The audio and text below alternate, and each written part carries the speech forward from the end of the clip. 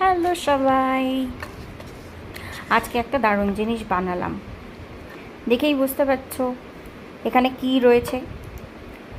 দুখানা কুমড়ো ফুল বাজারে পাওয়া মুশকিল, কিন্তু এই কুমড়ো ফুলগুলো হচ্ছে আমার গাছের।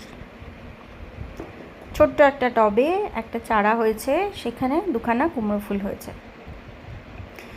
তো দেখেই কুমড়ো ফুল তো একদিনের বেশি দুদিন থাকে না, সেই জন্য ঝট করে তুলে ফেললাম। তুলে ফেলে ভাবলাম আজকে তাহলে কুমড়ো ফুলের বড়া করা যাক। যেই না ভাবা সেই কাজ। সুন্দর করে একটা ব্যাটার তৈরি করে নিলাম। জাস্ট একটু নুন, হলুদ আর চালের গুঁড়ো দিয়ে কিছুক্ষণ ব্যাটারটা ভিজিয়ে রাখলাম, কারণ চালের গুঁড়োটা সোক করতে টাইম লাগে।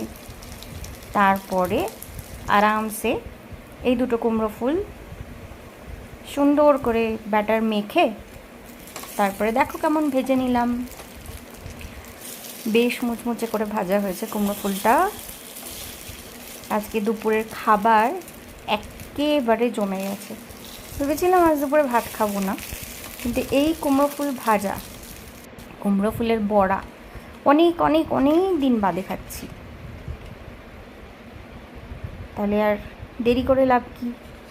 সেই জন্য ভাত আর কাঁচা লঙ্কা নিয়ে বসে পড়লাম কুমড়ো ফুলের বড়া খেতে। শুধু কি ভাত আর কাঁচা লঙ্কা দিয়ে হবে বলো? সঙ্গে যদি একটু ঘি না থাকে। সেই জন্য পাতে নিয়ে নিলাম একটু গাওয়া ঘি আর কুমড়ো ফুলের বড়া। টাড়া! আজ তোমাদের লাঞ্চে কি ছিল স্পেশাল? বলো বলো।